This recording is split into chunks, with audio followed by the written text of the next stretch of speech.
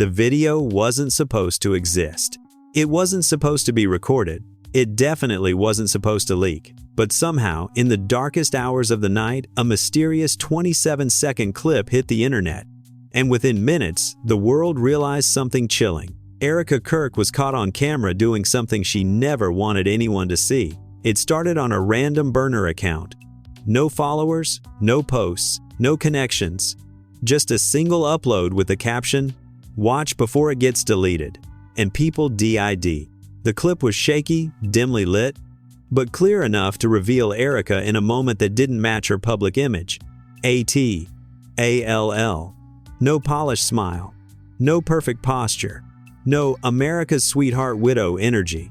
Instead, the video showed Erika pacing aggressively, whispering into her phone with a fear that didn't look performative, it looked real. At one point, her voice cracked as she said the words the entire internet is now obsessed with.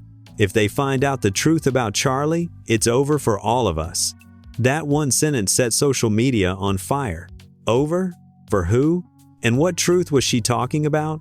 Within seconds, TikTok detectives were slowing down frames, isolating audio frequencies, enhancing shadows, zooming into reflections, trying to decode what Erika was hiding.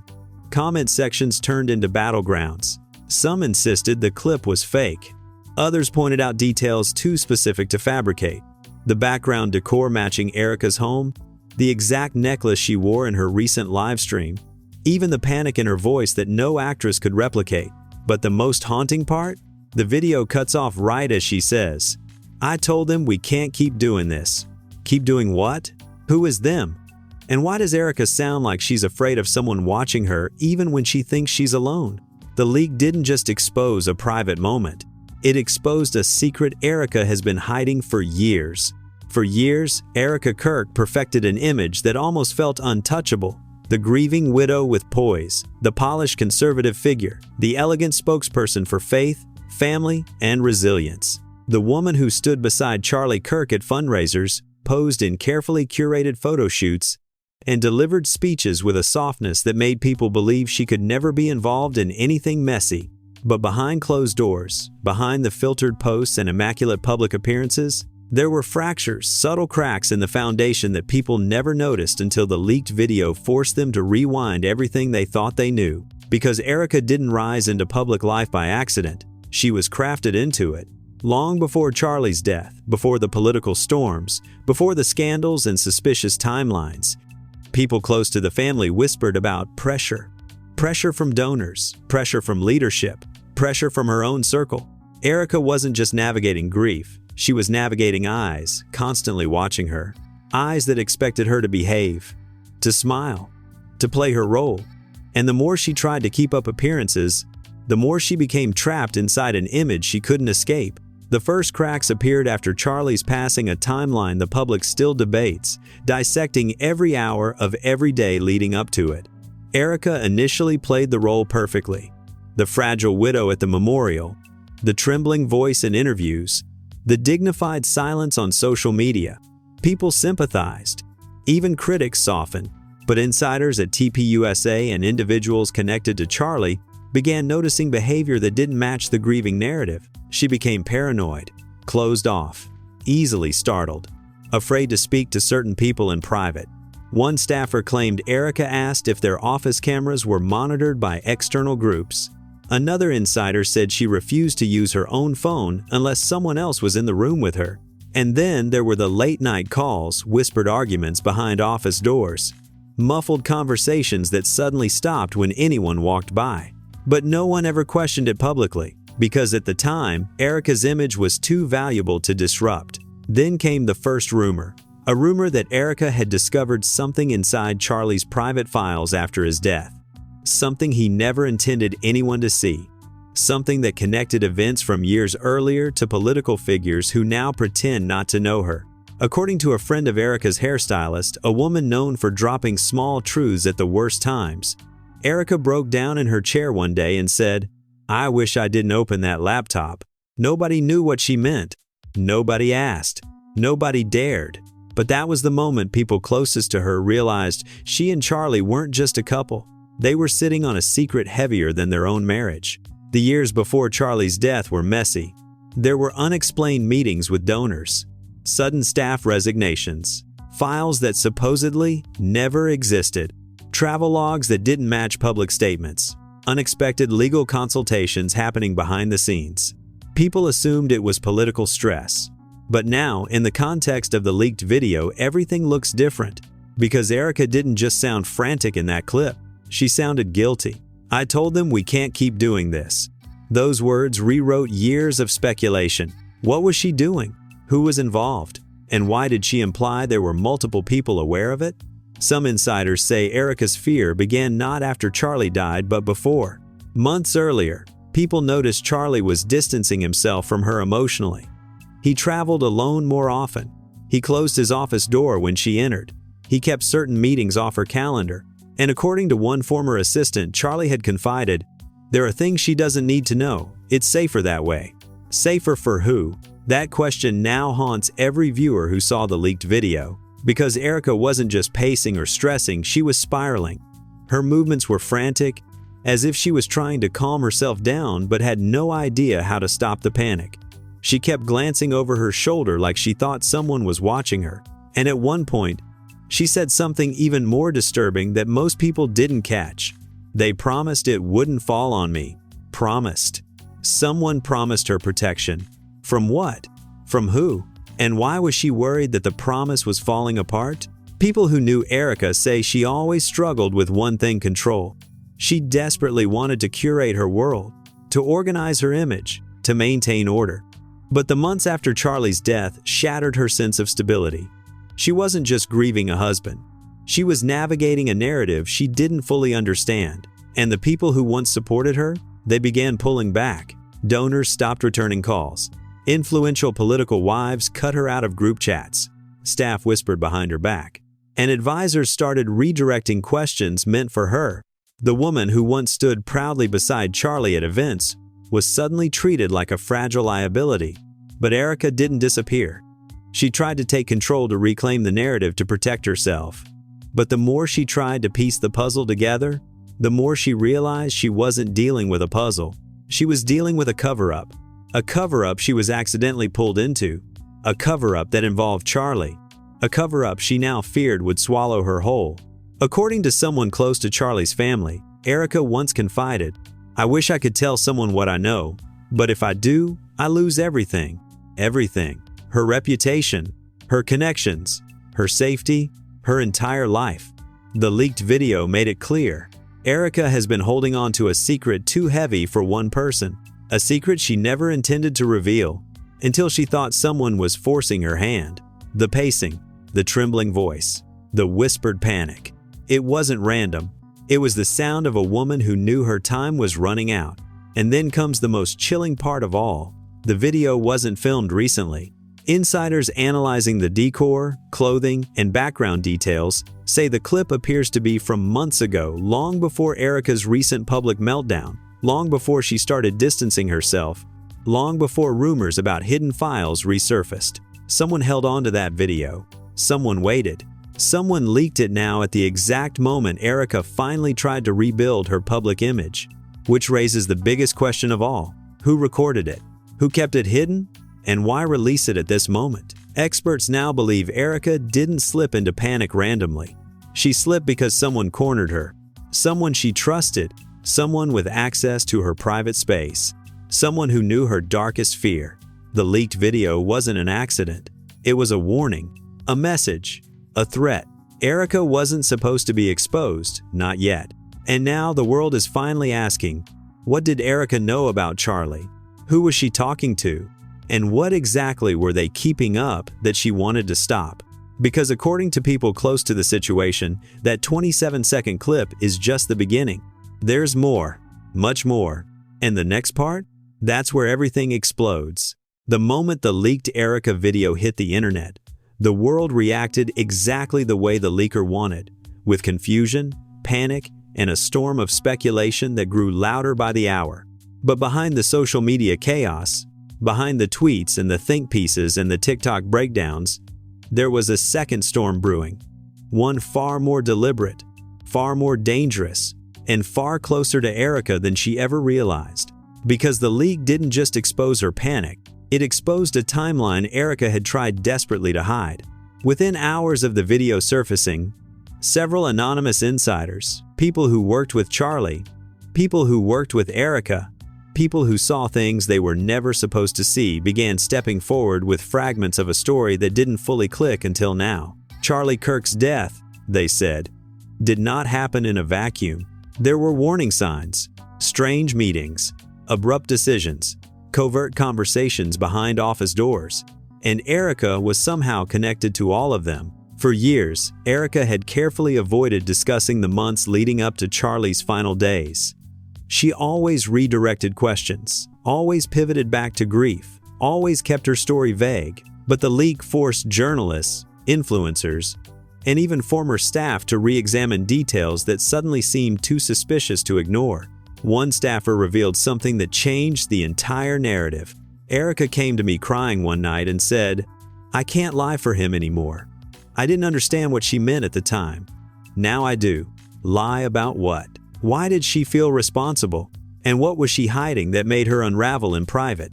More disturbing were the rumors surrounding Charlie himself. According to a former advisor, Charlie had confided weeks before his death, "Something's coming. If anything happens to me, don't trust everyone around Erika." At the time, the advisor assumed Charlie was being paranoid. Now, it looks like a warning. Because the timeline around Erika's breakdown, the exact Sam timeline in which the leaked video was supposedly recorded, overlaps too perfectly with events that were quietly swept under the rug. A sudden freeze on Charlie's personal financial accounts, a late-night emergency meeting with donors, a confidential legal call logged on Erika's phone, a deleted email chain labeled "Red File, Do Not Reopen," a mysterious visit from a political strategist who hadn't spoken to Charlie in years. Everything points to one conclusion: Erika wasn't just overwhelmed, she was involved. And now the world wanted to know how. Because that video didn't capture a woman grieving. It captured a woman panicking under the weight of a secret too heavy to carry. But the first major twist didn't come from Erika. It came from Charlie's parents. Out of nowhere, after staying silent for months, they released a statement online. Not a polished PR message, not a legal note, but a raw, emotional post that sent shockwaves everywhere. "We have seen the Erika video. There are things she knows, things she never told us. We have questions she has avoided for too long." The internet exploded. For Charlie's family to publicly challenge Erika meant something was horribly wrong behind the scenes. But that wasn't even the twist. The twist came from the second half of their statement, the part that was deleted minutes after posting but already screen captured by thousands. She was with him the night everything changed. She told investigators she wasn't, but she was.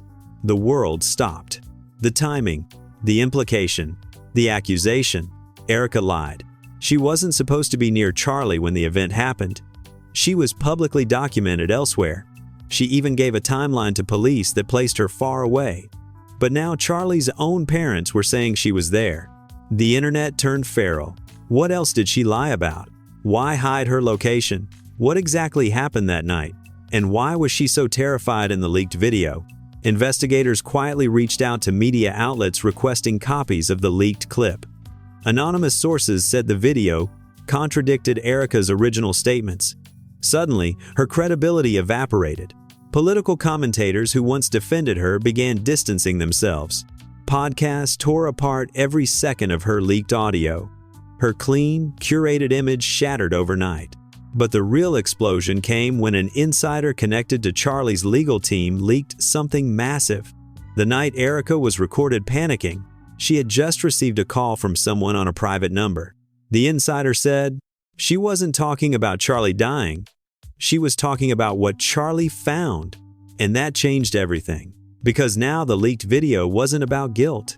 It was about fear. Fear of exposure. Fear of retaliation. Fear of a secret Charlie carried, one he may have discovered days before everything fell apart. The insider went further. Charlie found documents that weren't supposed to exist. Erika saw them. She begged him not to take action. Suddenly, Erika's leaked words made horrifying sense. If they find out the truth about Charlie, it's over for all of us. For all of us. Plural. meaning multiple people were involved. Meaning this wasn't just about Erika. This was a network, a system, a hidden operation. And Erika was caught in the middle, not clean, not innocent, but trapped. The internet started piecing together the possibility that Charlie uncovered something dangerous, something that threatened people with far more power than he ever realized.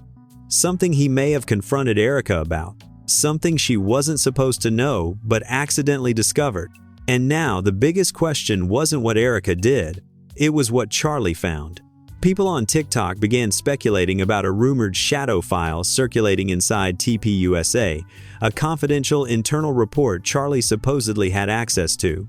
It contained donor discrepancies, off-record financial transactions, unregistered political strategies, and names of individuals operating outside the official organizational hierarchy. The rumor claimed Erika saw the file first. Charlie confronted her about a name on the list. A fight broke out, and weeks later, Charlie was gone. Nothing was proven, nothing was confirmed. But the leaked video, Erika's shaking hands, trembling voice, and the phrase, "We can't keep doing this," made the rumor believable enough that millions immediately accepted it. The twist hit even harder when a second piece of footage surfaced, an 11-second audio clip recorded on a baby monitor from Erika's house, allegedly the same night as the video. The audio revealed her saying, "They told me it was just pressure. They didn't say it would ruin everything." Pressure from who? Ruin what? And who was they? Those 11 seconds changed public perception entirely. People no longer believed Erika was the victim. They believed she was the link, the missing piece, the person who connected Charlie to something far bigger than a marriage conflict. But the real twist, the one nobody saw coming, surfaced when a former TPUSA executive anonymously revealed Charlie wasn't worried about Erika betraying him. He was worried about who was using her. Because someone was using her. Someone recorded her. Someone kept the footage. Someone leaked it at the exact moment Erika tried to rebuild her image. Someone who wanted the world to see her panic. And now, according to multiple insiders, that same person is preparing to leak the rest. Because the 27-second clip, that wasn't the whole video. It was the beginning. And the full version is said to show something that will destroy Erika's entire narrative and reveal the real reason Charlie feared for his life. The internet was still spiraling from the leaked Erika video when a second shockwave hit, one that ripped open the quiet, fragile facade she had been desperately trying to hold together. The first clip had shown panic. But the escalation began when investigators, real and amateur, discovered the footage wasn't 27 seconds long originally. It was 2 minutes and 14 seconds. Someone had cut it. Someone had removed pieces. Someone had chosen exactly what the world would see. And the parts that were missing, those were the parts that terrified the people who leaked it.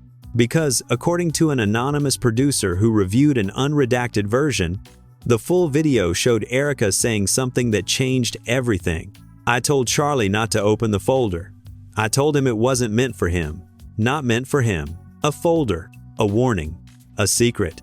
Suddenly, the entire narrative shifted again. No longer about Erika panicking. No longer about marital lies. No longer about political pressure. This was about information. Information Charlie discovered. Information Erika knew about. Information someone did not want either of them touching. And the someone wasn't vague anymore, they were starting to come into focus. One TPUSA board member privately told a journalist, Charlie stumbled into a compartment he wasn't cleared for. Cleared. As if this was an intelligence operation. Another insider leaked. Erika was only supposed to keep him calm. She wasn't supposed to look in the file herself. But she did. And once she looked, she was compromised too. The internet exploded with theories. Each one more unhinged and yet more plausible as details emerged. And then came the moment that ignited the second major twist. A new anonymous account, one that had never posted before, dropped a cryptic statement. The Erika clip was a warning. Phase 1. Phase 1 of what? People begged for clarity. The account went silent. But 6 hours later, it returned with a single upload, a blurry screenshot of a message with a timestamp from months ago. A message from someone labeled only as Orchard. The message read, "Erika is starting to panic. She thinks Charlie knows. Prepare contingency. Contingency. For can who? For what? The screenshot vanished 30 seconds later. The account deleted. But the damage was done, because Orchard wasn't a name the public recognized. But people inside political circles did. The name was whispered in TPUSA hallways. It appeared in old donor meeting minutes. It showed up in 2 deleted internal emails. Orchard wasn't a person. Orchard was a codename tied to a private influence network known for coordinating political narratives behind closed doors. And Orchard had been monitoring Erika long before Charlie died.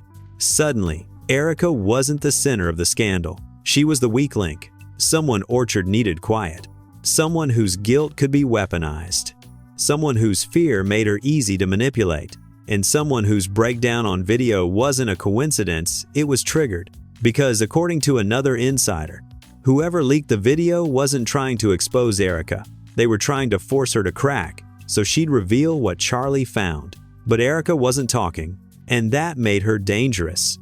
The twist deepened when a political consultant, one who had mysteriously resigned weeks after Charlie's passing, reached out to a YouTube commentator with a chilling confession.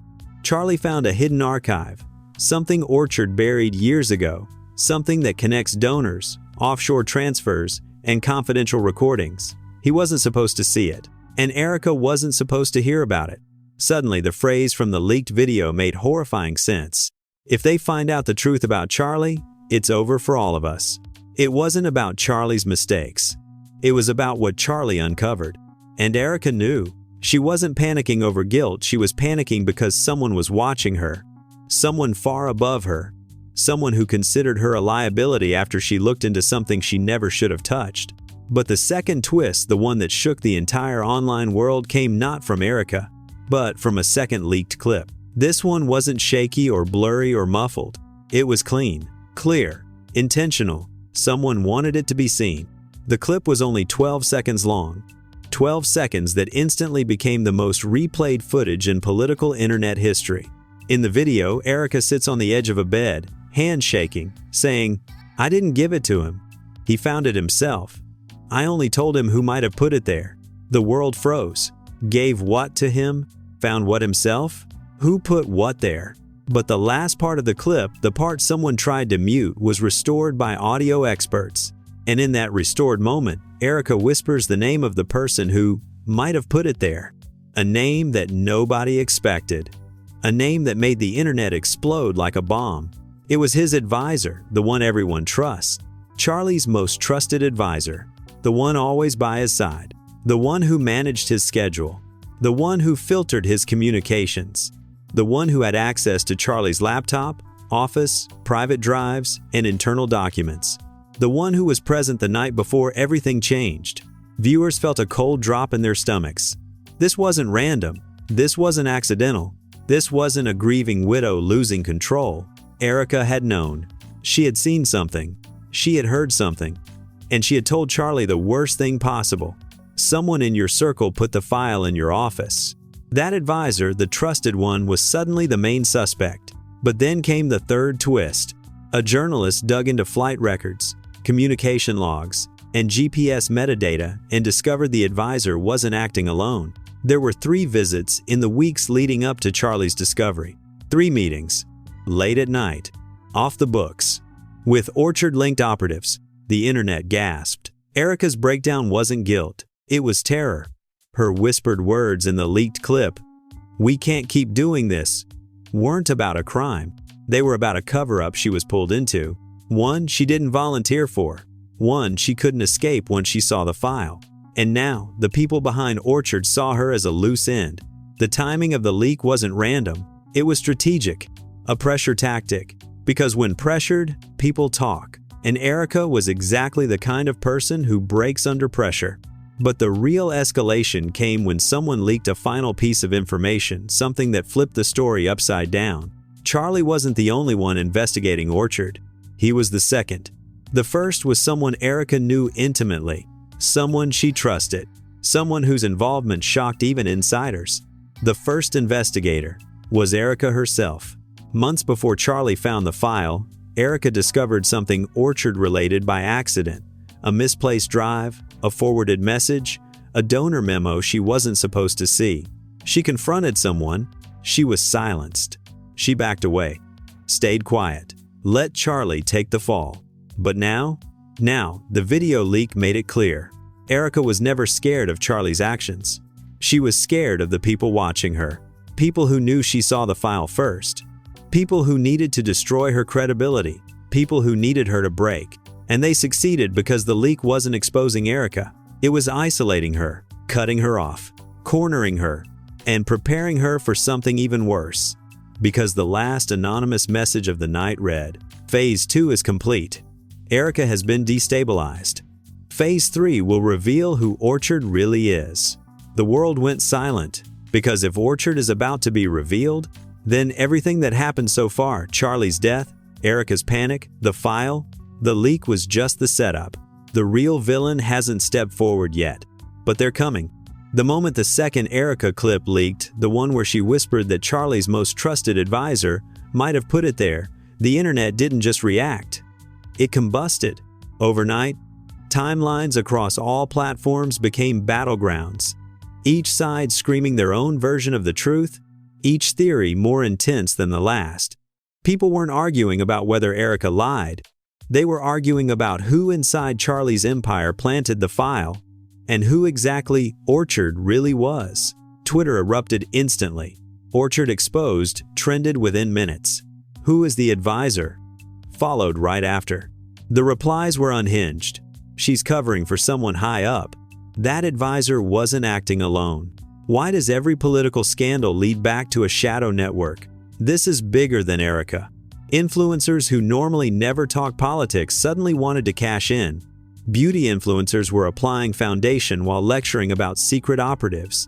Streamers paused gameplay to rewind Erika's trembling audio. And the true crime community, they turned the whole saga into a multi-part investigative documentary overnight. YouTube commentators dove in even harder. Screenshots, timelines, zoomed-in frames of Erika's lip quivering. One viral breakdown slowed down the clip where she says, "I only told him who might have put it there," analyzing her breathing patterns, her eye movement, even the tremor in her fingers. The conclusion? She wasn't lying. She was terrified. Podcasters joined the frenzy. One host claimed he received an anonymous tip saying, Erika was the second person to see the file, but the first person Orchard tried to silence. That line alone sent waves across every platform. Erika wasn't a puppet, she was a liability.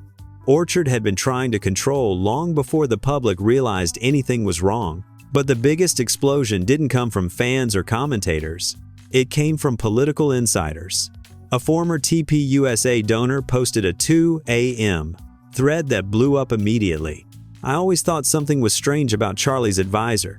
He was too polished, too connected, too protected, and Erika avoided him like he carried poison. Another prominent conservative figure tweeted, then deleted, Orchard isn't a nickname, it's an operation.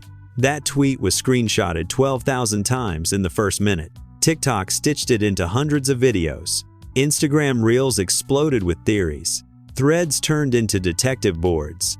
Everywhere you looked, someone was drawing red circles around old photos of Charlie and his advisor, pointing out subtle things nobody noticed before: where he stood, who he whispered to, how he always hovered behind conversations like he was monitoring them. Meanwhile, journalists who once dismissed Erika's breakdown as emotional grief began rewriting their narratives. Suddenly, every publication wanted to cover the Orchard story. Every newsroom wanted the next twist. Every political show booked guests to discuss the implications. But the reactions inside Charlie's circle were far more volatile. According to a staffer who leaked internal communication logs, Charlie's advisor, the same man Erika implied planted the file, locked himself in a meeting room for an hour, ignoring calls, texts, and security knocking at the door. When he finally emerged, he demanded, "No one speaks to the press, not a word. Not until I handle this." But what he meant by "handle this" terrified the insiders who witnessed it. One staff member overheard him on the phone saying, "She's unraveling. If she talks, it destroys everything. We need to contain her, not help her, not clarify the truth. Contain." Meanwhile, Erika's team, the few people left who still believed her, went into panic mode.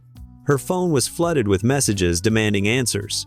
Her management tried to issue a statement, but every draft made her look worse. They couldn't defend her without revealing something darker. They couldn't deny the video. They couldn't blame editing. They couldn't blame stress. Because the more they tried to explain, the more Erika looked like the center of a conspiracy she never expected to be dragged into. Public opinion shifted again, not toward Erika's guilt, but toward her victimhood. Someone set her up. She's in danger. She knows too much. Why hasn't she spoken yet? Is she being silenced? Celebrities began chiming in too. One actress posted, "Women crack when men hide their dangerous secrets." I believe Erika. A famous rapper tweeted, "Nah, this is deep government stuff. Y'all don't even see what's happening." Even comedians got involved. With one posting, "If Orchard is real, this is the scariest political story of the decade." But the most shocking reaction came from someone nobody expected, a former intelligence analyst. On a live stream with only 400 viewers, he said calmly, "Orchard isn't a person, it's a strategy cell. They insert advisors into political organizations to steer narratives from behind the scenes. Whoever leaked Erika's video is signaling to the cell that she's unstable, that she might expose them." Viewers froze, clipped it, spread it everywhere. Suddenly, Orchard wasn't a mystery anymore. It was a machine. A machine that Charlie accidentally discovered. A machine Erika got tangled in. A machine the advisor belonged to. A machine now exposed because a terrified woman whispered the wrong truth into a camera she didn't know was recording. And then came the turning point, the moment the public realized the stakes were far bigger than Erika's panic.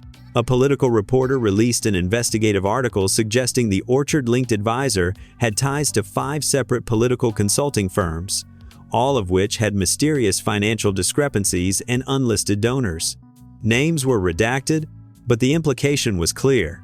Orchard wasn't a rogue actor.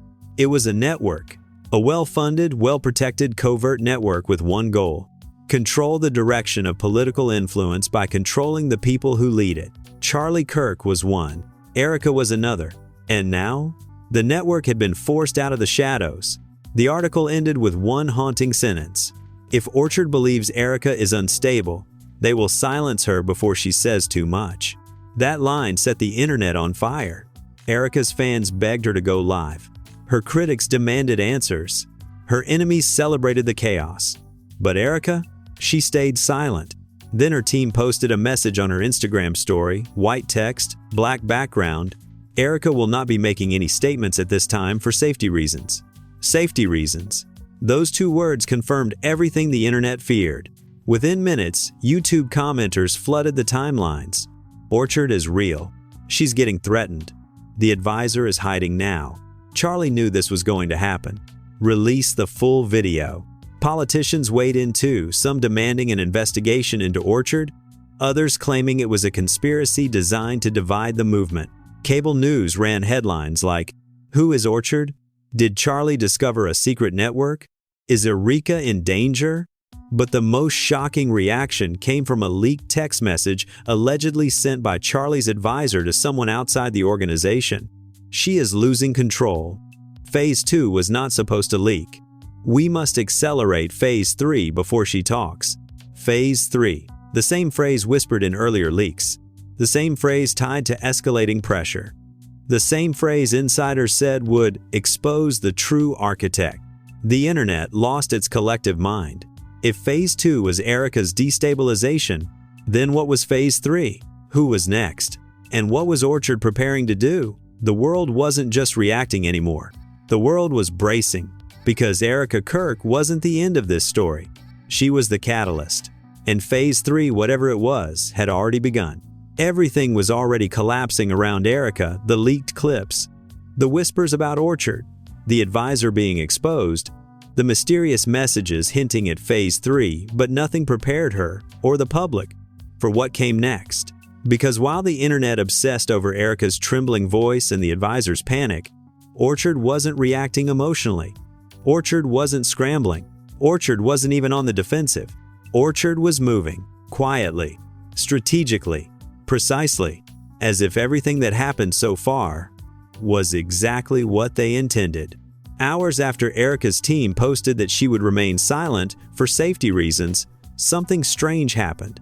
A journalist from a small but credible investigative outlet received an unmarked envelope dropped directly into their newsroom. No return address, no stamps, no fingerprints. Inside was a single USB drive, wrapped in a black card that contained only 3 words: Phase 3 begins. The journalist plugged it in cautiously. What they saw wasn't a video, it wasn't audio, it wasn't a document. It was a digital timeline, a timeline showing the exact sequence of Orchard's influence protocols, dating back nearly a decade. They weren't random leaks. They weren't coincidence. They were patterns. Influencers rising, influencers falling, narratives being shaped, voices being amplified then quietly removed. And all of it pointed to one horrifying truth. Erika and Charlie were never the architects of their own downfall. They were projects. Selected, monitored, directed, neutralized. The journalist was so stunned that they ran the file immediately, not wanting to risk losing it. But the moment the upload began, the screen glitched, froze, and displayed a message. "You were not meant to see this yet." Then the drive wiped itself clean. The journalist panicked, called their editor, called colleagues, called cybersecurity analysts. But the message was already out. Someone leaked a screenshot, one line from the erased file. Project Orchard Phase 3 target activated. People assumed the target was Erika. They were wrong. While the world stared at Erika's silence, Orchard had already pivoted to the real objective, the target Charlie had unknowingly tried to shield until the very end. Because according to a senior insider who finally broke down and revealed everything anonymously, Charlie didn't die because he confronted Erika.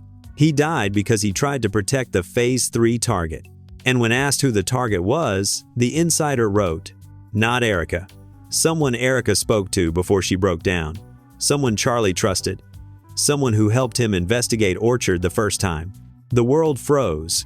If Erika wasn't the final target, if Charlie wasn't the final target, then who was Orchard preparing to eliminate next? The internet panicked, demanding names.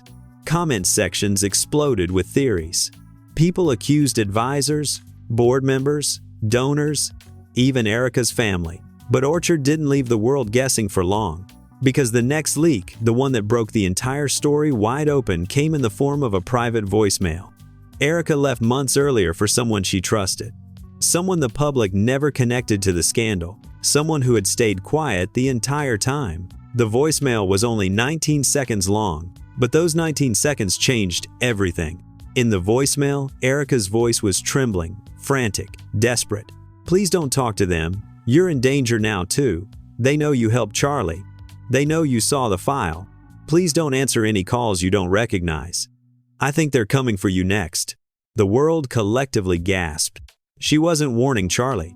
She wasn't warning an advisor. She wasn't warning a staffer. She was warning someone else. Someone completely unexpected. The voicemail ended with one final whispered line. "You have to disappear before they find you. You're the last one who knows the truth."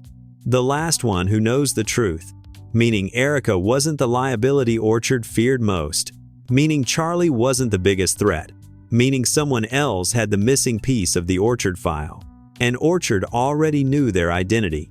At that exact same moment, the voicemail leaked. Someone, likely the same forces tied to Orchard, sent a chilling message to multiple journalists, YouTubers, podcasters, and influencers who had been covering the story.